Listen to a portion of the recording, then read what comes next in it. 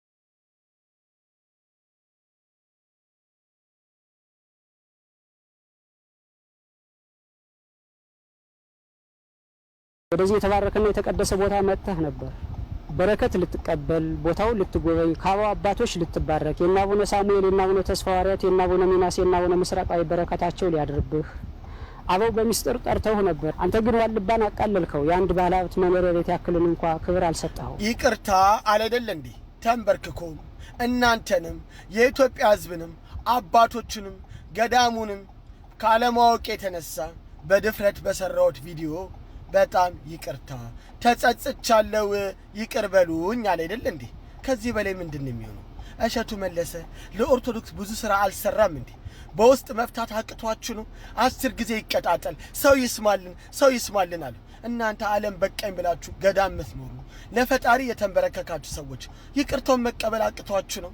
10 ጊዜ በየዩቲዩብ እየመጣችሁ ገዳማችን ተደፍሯል ከይቅርታ በላይ ምን አለ? ፈጣሪ ይቅርታን አይደለ እንዲያስተማረን? አንተ ደግሞ ጋዜጠኛው ተብዬ ማለት ነው እባብ የልቡን አይቶ እግር ነሳው። እኔ መኪና ነዳለሁ ምን እንደሚገጥመኝ ግን አላውቅም። እንዳንተ ግን ክርንና ሃይማኖትን ሸጬ ገንዘብ አልበላም። እውነቴን ነው ገንዘብ አልበላም። አንተ ጋር ራሱ የሚቀርቡ ሰዎች ጤነኛ አይመስለኝም።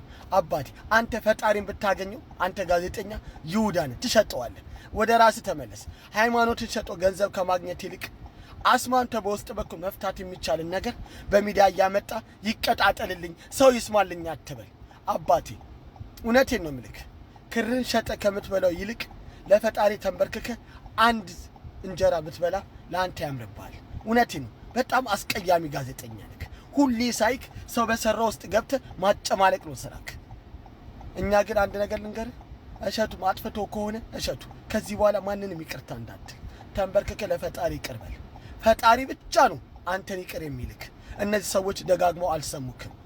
አባቶች ናቸው ግን ለስሙ ሰው የሚያግዘው ብዙ ነው በእውነቱ። ምክንያቱም የዋልባ ስርዓት ነው አሁን ሳይናወጽ እስካሁን ያለው ስርዓቱ አልተነካካም አልተበረዘም እንዳለው ከአባቶች እንደተቀበልነው ስርዓታው የዋልባ ስርዓት ከአባቶቻችን እንደተቀበልነው እስካሁን ድረስ አለ ብለው እነዚህ አባቶች እየተናገሩ ነው። እኔ በጣም ነው የተገረምኩት። እኛ የምናውቀው ዋልባ ገዳም ያ ቅዱስ ገዳም የበቁ አባቶች የሚገኙበት ገዳም፣ ውሎና ዳራቸው ከእግዚአብሔር ጋር የሚነጋገሩ አባቶች ያሉበት፣ ጳጳሳት የሚወጡበት፣ ሁሉም ኦርቶዶክሳዊ ከዋልባ ገዳምና ከአባቶች በረከትን ለማግኘት የምንጓጓለት ሁሌም የምንናፍቀው ገዳም ነው። ለዛም ነበር እኮ ዋልባ ገዳም ያላችሁ አደራ ሳልሞት ሊያችሁ እያለን የዘመር ነው። እነዚህን ፎቶዎች ተመልከቱልኝ። ማን ነበር ያፈረሳቸው? ማንስ ነው ያቃጠላቸው? እንደምትመልሱልኝ ተስፋ አደርጋለሁ። እሺ እነዚህን አባቶችስ ማን ነበረ ከገዳማቸው ያባረራቸው? በምን ጥፋታቸው ነበር የተደበደቡት፣ የተባረሩት፣ የተፈናቀሉት? ስታባሯቸው ምን እያላችሁ ነበረ? እነዚህን ጥያቄዎች ለእናንተም እየጠየኳችሁ ነው። መልሱልን። ዋልድባ ገዳም የምንሳሳለት ገዳማችን ነው። በዋልድባ ገዳም ምንም አይነት ድርድር አናውቅም። አለን የምንለው ገዳማችን ነው። ልክ እንደ አይን ብሌናችን የምንሳሳለት ቅዱስ ገዳማችን ነው። እነዚህን ቪዲዮዎች መስራት ከጀመርኩበት ጊዜ አንስቶ በአንድም በሌላም መልኩ እጃችሁ ያለበት ሰዎች እየመጣችሁ እረፍ እያላችሁኝ ነው። ለምንድን ነው ስለነዚህ አባቶች እንዲነሳ የማትፈልጉት?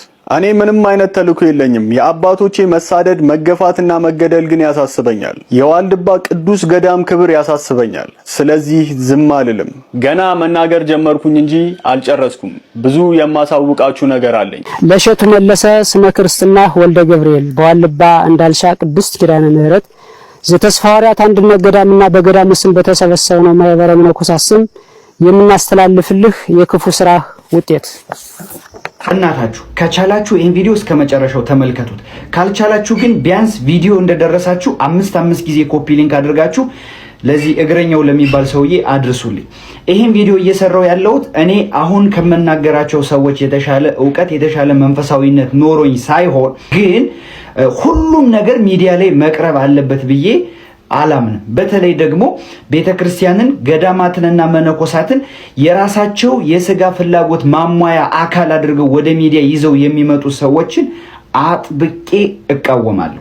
አንዳንድ ሰዎች አላችሁ ሶሻል ሚዲያ ላይ የተወሰነ ተከታይ ዕውቅና ሲኖራችሁ እናንተ ከቤተክርስቲያን በላይ የሆናችሁ መስሎ የሚታያችሁ ብዙ ሰዎች አላችሁ። ካለ እናንተ እገዛና ድጋፍ ቤተክርስቲያን የማትሰራ የሚመስላችሁ፣ ቤተክርስቲያን የማትቀጥል የሚመስላችሁ ሰዎች አላችሁ። እንግዲህ ባለፈው 2 ሳምንት አካባቢ ኮሜዲያን እሸቱ መለሰ ወደ ዋልድባ ገዳም ሄዶ የሰራው ቪዲዮ ልክ እንዳልሆነ ብዙ ሰዎች ተነጋግረውበት አባቶችም አዲስ አበባ ድረስ መጥተው ልክ አለመሆኑን አስረድተው እሸቱ መለሰም ልክ አይደሉም ብሎ ያሰባቸውን ነገሮች ይቅርታ ጠይቆበት ከቪዲዮ ላይም አጥፍቶ ችግሩ በዚህ ተቀረፈ ባልንበት ሰዓት አሁን እሸቱ ሰራው የተባለውን ጥፋት መነሻ አድርጎ ያለምንም ሌላ ምክንያት እዛው ቦታው ድረስ ተገኝቷል። ይሄ እግረኛው የሚባል ልጅ ማለት ነው። እግረኛው የምትባል ሰውዬ እኔ በትህትና ጥያቄ ልጠይቅ። አንተ አሁን እዛ ገዳሙ ድረስ የሄድክበት ዋና ምክንያት ምንድን ነው? ሁለተኛ አንተ አሁን ገዳሙ ድረስ የሄድክበት ምክንያት እሸቱ መለሰንና አባቶችን ወይም ደግሞ ይሄንን ከዚህ በፊት እሸቱ የሰራውን ቪዲዮ ለተመለከቱ ሰዎች ምን መፍትሄ ይዘህ ልትመጣ ነው የሄድከው? ሶስተኛ ምን ልታስተምረን ነው እዛው ቦታው ድረስ የሄድከው? ለገዳሙ ምን አስተዋጽኦ ልታደርግ ነው ቦታው ድረስ የተገኘው? መነኮሳትን ሰብስበህ ኑ እሸቱ የሰራውን ስራ ያጠፋውን ጥፋት ንገሩኝ ብለህ እነሱን ሰብስበህ አዲስ አበባ ላይ እሸቱ መለሰ ጋር ተገናኝተው ይቅርታ የተጠያየቁ አባቶችንና አሁን በድጋሚ አንተ ቦታው ድረስ ተገኝተህ ስለ እሸቱ መለሰ አዲስ ነገር አንስተው እሸቱን እንዲወቅሱት እንዲረግሙት ባደረጉ አባቶች መሃል ልዩነት ለመፍጠር የፈለክበት ዋና ምክንያት ምንድን ነው? የሄድክበት ዋና ዓላማ ግልጽ ነው። እሸቱ ሰራው የተባለውን ስህተት እንደገና እንዳዲስ ዋው አጀንዳ ተገኘልኝ፣ አሁን ብዙ ቪው ማገኝበት አጀንዳ አገኘው። ስለዚህ ባለፈው እሸቱ መለሰ የተከሰሰበትን አባቶች ያልወደዱትን ነገር እንደገና ከስር ላራግበውና ወደ ሚዲያ ይዞ ልምጣና ብዙ ቪው አግኝቼ ገንዘቤን ላግኝ ነው። ሌላ ምንም ምክንያት የለው። ምናልባት የማስመሰል ጥበብህን ተጠቅመህ ሚዲያ ላይ አምጥተህ እኔ የሄድኩት እንደዚህ ነው አባቶች እንደዚህ ብለውኝ ነው ምናምን ልትል ትችላለህ። ምንም ይሁን ምን ግን የሄድክበት ዓላማ የራስን ፍላጎት ለማሳካት እንጂ ገዳም ላይ ያሉ መነኮሳት ወይም ስለ ገዳሙ አግብቶህ አይደለም። ተውን። እናንተ በየገዳሙ በየቤተ ክርስቲያኑ እየሄዳችሁ ጉድ እያላችሁ የምትፖስቱት ነገር እኛ ምዕመኖቹን ግራ እያጋባን ነው። ኃጢአት እንድንሰራ ምክንያት እየሆናችሁን ነው። ኃጢአተኛ እያረጋችሁን ነው። ተውን። እስኪ እሸቱ ያንን ቪዲዮ በመስራቱ ምክንያት ስንት ሰው በሐሜት ኃጢአት ሰርቷል። አሁን ደግሞ አንተ ሂደህ ፖስት ባረከው ቪዲዮ ስንት ሰው ኃጢአት ይሰራል። ሐሜት ደግሞ በጣም ትልቅ ኃጢአት እንደሆነ ሁላችንም እናውቃለን። ለዛውም የገዳም አባቶችን ሲጀመር የሰዎችን ገመና፣ የሰዎችን ኃጢአት፣ የሰዎችን ጥፋት፣ የሰዎችን ስህተት ወደ ሚዲያ ይዞ በማምጣት ለመፈመስ የምታደርጉት ጥረት በጣም ነው የሚያስጠላው። ምናልባት ይህ ቪዲዮ ከደረሰ እነዚህን ጥያቄዎች እንድትመልስልኝ እፈልጋለሁ። አንተ አሁን እዛ ገዳሙ ድረስ የተገኘህበት ዋና ዓላማ ምንድን ነው? አንተ ገዳሙ ድረስ እንድትገኝ ጥሪ ያደረገልህስ ማን ነው? እዛ ገዳሙ ድረስ ተገኝተህ እሸቱ ከዚህ በፊት ይቅርታ የጠየቀበትን ጉዳይ ማንሳቱስ ለምን አስፈለገ? አንተ ፖስት ያደረካቸው ቪዲዮ ታይተውልህ ከቪው ከምታገኘው ክፍያ በላይ የቤተ ክርስቲያን ክብር አይበልጥም ወይ? የገዳማት ክብር አይበልጥም ወይ? የአባቶች ክብር አይበልጥም ወይ? የአጀንዳ ጥማት። ዛሬ ደግሞ ማን መነኩሴ ምን አለ፣ የት ገዳም ምን ተፈጠረ፣ ማን ምን አለ። እናንተ የሚያስጨንቃችሁ ይሄ አጀንዳ ብዙ ቪው ያስገኝልኛል ወይስ አያስገኝልኝም እንጂ እኛ በሶሻል ሚዲያችን የምናስተላልፈው ነገር ምዕመኑ ጋር ግራ የሚያጋባ ስሜት ይፈጥራል ወይስ አይፈጥርም? ገዳሙ ላይ ችግር ያመጣል ወይስ አያመጣም? መነኮሳት ላይ ችግር ይፈጥራል ወይስ አይፈጥርም የሚለውን ነገር አስባችሁ ታጣቁ። ባጭሩ እኔ እንደ አንድ ኦርቶዶክሳዊ ወጣት መናገር የምፈልገው ነገር ምንድነው? የምንሰራው ስራ የምናደርጋት ነገር በተለይ በመንፈሳዊ ህይወታችን ለቤተ ክርስቲያን ሊሆን ይችላል፣ ለገዳማት ወይ ደግሞ ለመነኮሳት ሊሆን ይችላል። የምናደርጋት ነገር ከጀርባ ሌሎች ሰዎችን የሚያሰናክል ከሆነ እና ህሊናችን እየወቀሰን ከሆነ ያንን ነገር እያደረግነው ያለው ባናደርገው ይሻላል። ሄደን በረከት አግኝተን ልንመለስ የሚገባው ቦታ ላይ ኃጢአትን መቅሰፍትን ይዘን ባንመለስ ጥሩ ነው። ሌሎች ሰዎችም እንቅፋት ባንሆን ጥሩ ነው እና ከእሸቱ መለሰ በላይ በህዝብ ፊት ይቅርታ ሊያስጠይቅ የሚችል ጥፋት ያጠፋሁ ግን አንተ እግረኛው የምትባል ሰውዬ ነህ። ለእነዚህ አባቶች ጥያቄ አቅርቤ ነበር፣ እስካሁን ግን መልስ የለም። የተጎዱትም አዲስ አበባ ድረስ መጥተው ተናግረዋል። የዋልድባን ገዳም ታሪክ ያበላሸው እሸቱ ነው ወይስ እናንተ? የገዳሙን ህግና ደንቡን የጣሰ እናንተ ናችሁ ወይስ ዶንኪ ቲዩብ? በገዳሙ የሚኖሩትን ምስኪን መናኛ አባቶችን ደብድባችሁ ያባረራችሁት እናንተ፣ የመነኮሳቱን መኖሪያ ያፈረሳችሁና ያቃጠላችሁ እናንተ።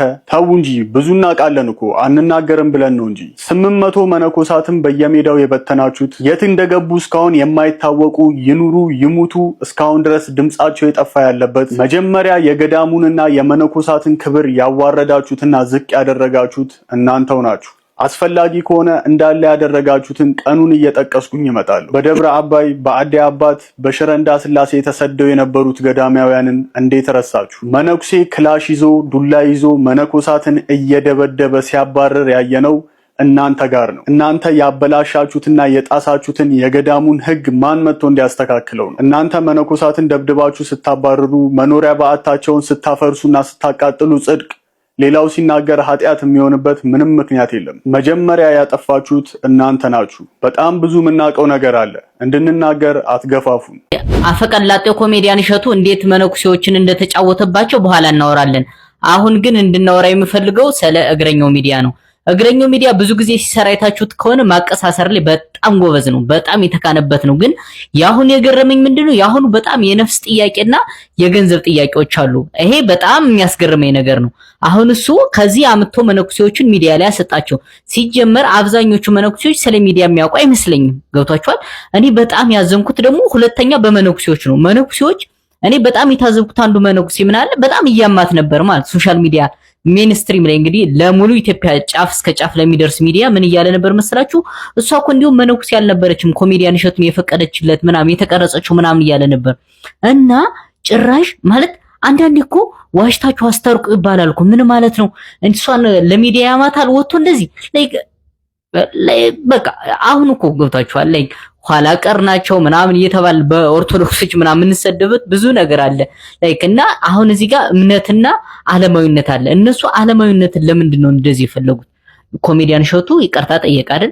ኮሜዲያን እሸቱ አሁን ለገንዘብ ነው የሰራው እንዳንል ብዙ ስራዎችን ሰርቷል ካሁን በፊት። እሱ ደግሞ እንደዚህ አይነት ነገሮችን ከመስራቱ በፊት ሴንሲቲቭ እንደሆኑ ስለሚያውቅ አስፈርሞ አስፈቅዶ እንደሆነ አፈቀላጤ ነው እንደዚህ ምን ነው ትህትናን ምን ነው ቤተክርስቲያን ትጸየፋለች እንዴ? እና መቶ እንዴት ነው ታባ እንዴት ነው እዚያ አካባቢ መቅረጽ ይቻላል ማም እያለ ነው እንደሚያወራው። በትህትና ነው ማውራት ያለበት። ተቀረጸም አልተቀረጸም ከተቀረጸ ደግሞ ችግሩ እንዲፈታ እንጂ ገንዘብ የሚያገኝበት ብዙ መንገድ እንዳለ እናውቃለን። እሱ ራሱ ሚዲያ ላይ ወጥቶ የተናገረው የእርዳታና የተለያዩ ቪዲዮዎች እንኳን እስካሁን ድረስ አመትና 2 አመት 3 አመት የሚጠብቁ ሰዎች አሉ። እነዛን ቪዲዮዎች እኮ ሰርቶ መተዳደር ይችላል። ገንዘብ አጠረው አሁንማ ቸገረው ምናምን የራሱን ፕሮጀክት ለማሰራት ይባላል። ኦፍ ኮርስ ሊሆን ይችላል ግን እሱ በጣም ብዙ ነገሮች አሉ ገንዘብ ሊያገኝበት የሚችል። ግን አሁን መናገር የፈለኩት ዋና ነገር ምንድነው ስለ እግረኛው ነው። እባክህ ለነፍስ የሚሰራ ስራ አለ፣ ለገንዘብ የሚሰራ ስራ አለ። እናውቃለን እንደዚህ አይነት ነገሮች በጣም አቴንሽን እንደሚሰቡ በተለይ የእምነት ነገሮች ምናምን እና ኮሜዲያን እሸቱን የሱን ስራ እያበላሸ ምናምን ያንተ ቤት መስራት ነው እንዴ መንፈሳዊነት? እኔ አንተን ላከብረው ፈልጋለሁ። እምነትህን ታከብራለህ፣ ትወዳለህ፣ በተለይ ኦርቶዶክስን ማለት ነው። ሶ ይሄ ግን የሚሰራው ግን ሰዎችን ቤት እያፈረስክ የራስህን ቤት እየሰራ አይደለም። እሸቱ ኮሜዲያን እሸቱ ስህተት ሊሰራ ይችላል እንደ ሰው ግን ብዙ እሱን አንደኛ የእውነት ለሱ አስበህ ወይም ደግሞ ለቤተ ክርስቲያን ቢሆን አስበህ ቢሆን በዚህ መንገድ አልነበረም እሱን ትመክረው። ከራስ ጋር መጣው እንደዚህ ያንን ያህል አሉ ያበቂ አልሆንልህ ሲል ጭራሽ ከዛ ገዳማዊ ትሄዳለህ። ገዳማዊውን በጣም ማሰደብ ነው። ይሄንን በጣም ለዓለም እንደዚህ መስጠት ሚዲያን ታውቃለህ። ሚኒስትሪ ምን እንደሆነ ታውቃለህ። እነሱ ሶሻል ሚዲያ ምን እንደሆነ እንኳን ያውቃሉ ብዬ አላስብም። ቢያውቁ እንኳን የዚህን ያህል ፓወርፉል እንደሆነ አያውቁም። ስለዚህ እባክህ እንደዚህ አይነት ነገሮችን ባሰራ። አንዳንድ ነገሮች የግድ ሚዲያ መውጣት ያለባቸው። አንተ እኮ ኮሜዲያን እሸቱ ሲጀመር በምን ትሻላለህ? እውነቱን እንነጋገር። እሱ እንዲያውም ከአንተ በብዙ ነገር ይሻላል። ገብቶሃል አይደለ? ቢያንስ አስፈቅዶ ምን ብሎ ነው አንተ ኮሜዲያን እሸቱን አስፈቅደህ ነው የሱን እንደዚህ የምትሰራው? ራሱ ወስዶ እኮ ከራሱ ስቱዲዮ እኮ ይቅርታ ጠየቃችሁ አይደል ላጠፋው ጥፋት። እና ለማንኛውም የምታቀሳሰረውን ነገር ብታርፍ ጥሩ ነው ማለት እፈልጋለሁ። ሁለተኛ ደግሞ እንደ ሚዲያ ሰው ደግሞ አንተ ደግሞ ጥሩ ፐርሰናሊቲ ብትገነባ መልካም ነው። እንደ ኦርቶዶክስ የኦርቶዶክስ ፐርሰናሊቲ የለም እውነቱን ለመናገር ምክንያቱም ዋሽቶ ማስታረቅ የሚባል ነገር አለ። አንተ ግን እንዲያውም ችግርን እየፈለፈልክ ከስሩ ሰውን ማጣላት በጣም ይሄ ከኦርቶዶክስ የሚጠበቅ አይደለምና እንደዚህ አይነት ነገር ቢቀርብህ እላለሁ። አፈቀላጤ ነው በጣም ከሚገርመኝ እኛኛ ሲመጣ ጎንበስ እያለ እሻባስ በጣም ለስላሳ እንደበት ነው ያለው። እኛን አላቆየንም በደቂቃ ነው ያሳመነ። እንደዚህ አርጌ ምንድነው ያለን ፕሮጀክት ልሰራላችሁ የሆነ እቅድ ምናምን በቃ አቅዳችሁ ሰጡኛላችሁ ሰራላችኋለሁ ነበር ያለን እንጂ እንደዚህ አይነት የተዳፈነ የታሪክ ብልሽት ያመጣል ብለን አላሰብንም ነበር። መራራ እየበሉ የመረረ ነገር መናገር ከመናንያን አይጠበቅም። እርስ በርስ ከመወነጃጀልና ከመረጋገም ይልቅ ይቅርታና አንድነት ይቅደም። ይህንን ቪዲዮ እንድታልፉት አልፈልግም። ይልቅ ብዙ ሰው ጋር እንዲደርስ ኮፒ ሊንክ ሼር አድርጉት በደንብ። ሐሳባችሁም ደግሞ በቅንነት በኮሜንት ላይ አስቀምጡ። እንግዲህ በቅርቡ በታዋቂው ዩቲዩበር እሸቱ መለሰ የዋልድባ ገዳምን አስመልክቶ በሰራው ቪዲዮ ዙሪያ የተፈጠረውን ክስተት ማህበራዊ ሚዲያውና ብዙዎችን እያነጋገረ እንደነበር ይታወቃል። እሸቱን በሰራው ላይ የፈጠረውን ስህተት አምኖ በይፋ ይቅርታ የጠየቀ ቢሆንም አሁንም በገዳሙ አባቶች ዘንድ ቅሬታው ቀጥሎ እርስ በርስ ወደ መወነጃጀል፣ እርስ በርስ ወደ መረጋገም ሲያመራ ማየት እጅግ ያሳዝናል። ይህ አካሄድ ግን ፍጹም ትክክል አይደለም፣ ሊታረም ይገባል ብዬ አስባለሁ፣ እንደኔ ማለት ነው። ምክንያቱም የዋልድባ ገዳም የጸሎት፣ የትህትና፣ የፍቅር መገኛ ነው። መነኮሳት አባቶቻችን የጥላቻ ሳይሆን የሰላም፣ የመርገም ሳይሆን የቅዱስ ቡራኬ ምንጮች ናቸው። ይቅርታ በጠየቀ ሰው ላይ መርገም ማውረድ ከገዳማዊ ስብዕናና ከክርስትና አስተምሮ ጋር ይሄዳል ብዬም አላስብም። ሰው ስህተት ይፈጽማል። ስህተቱን አምኖ ይቅርታ የጠየቀ ሰው ደግሞ በምህረት መቀበል የታላቅነት መገለጫ ነው ብዬ አስባለሁ።